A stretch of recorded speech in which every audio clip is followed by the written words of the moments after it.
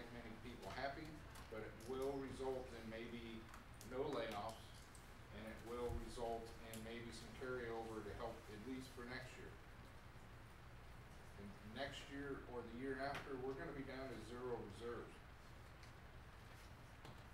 If we're going to keep reserves, it's going to be less people. So do we do with less people and more workload, or we do 0 reserves? So we're going to be down. I'm not going to be down. To be quite honest, I'm not grandstanding here. This is bottom line facts. I won't be here, but this county government will be making those hard choices 2 years from now. And more work, less resources, less dollars, or less people. And it's going to be a hard decision. So the more we save today, all the way through the end of the year, the easier it'll be next year. Who knows, maybe the year after that. So. But Mr. Chairman, when you're not running for re-election, the decisions aren't near as hard. That's true. That's true. Face of politics. You did. So, any ending discussion from the CEO's office, remaining board members? Yeah, I'd just like to say I appreciate the coherence of what's been presented. It's admirable in this climate that you can even entertain a philosophy to deal with this, but I think the CEO's office and staff deserve a great deal of credit for putting this together. It's bad news, but it's nicely packaged. Undersheriff. Well, I'm not running for anything either. I may have disagreed with Carmel when it came to the governor's revised figures, but on the mental health care in the jail figure, I think we agree. We had a very good meeting. Sheriff Allman and myself, Carmel and Stacy were there with us. We talked about the cost of providing jail mental health care. And I think as some of you remember, the reason county mental health provides that service is because CFMG said we don't want to do it anymore in this environment. And at that time, the board passed a resolution transferring responsibility for providing mental health care in the jail over to mental health, and set a figure in the resolution of about $140,000, I believe. So we're essentially locked into that number by board resolution. And as you move forward on that to allocate a proper amount for what it costs to actually provide that care, we will need to deal with that resolution.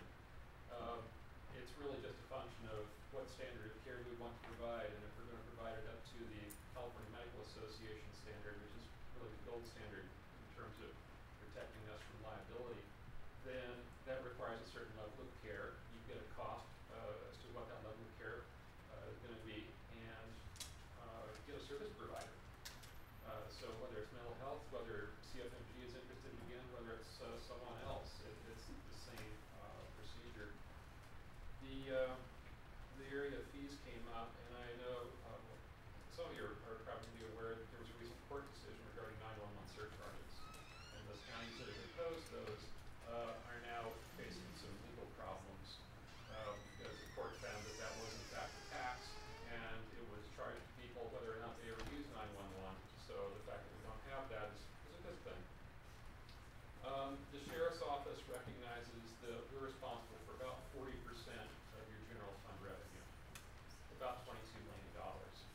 And we try very hard to be careful stewards of that money, but we're driven by the crime rate in the county, and we're a task-driven business. We are also looking at a significant shortfall.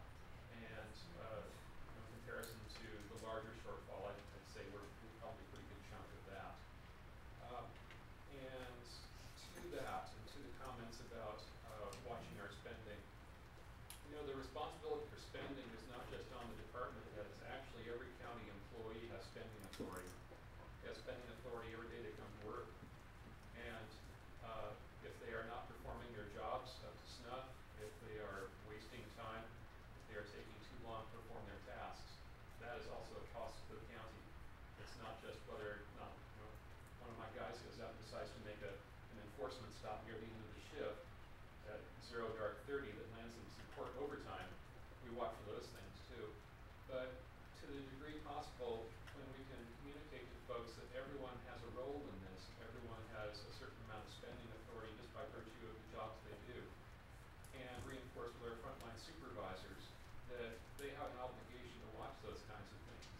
just whether we order a lot of paper clips right now, but how we do the basic parts of our job that can help balance the books.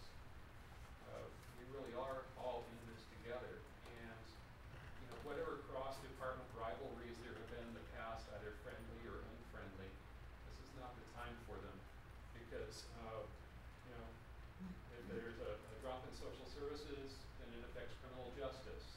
If there is a drop in building and planning, then there are safety issues that impact fire services costs, and on and on and on. It's an interdependent web. And we need to be aware of what our partners in this, how they're affected. Share the information as much as possible. We will continue to do that as best as possible. But it's a big nut to crack, and I don't envy you. I certainly don't envy you sitting in the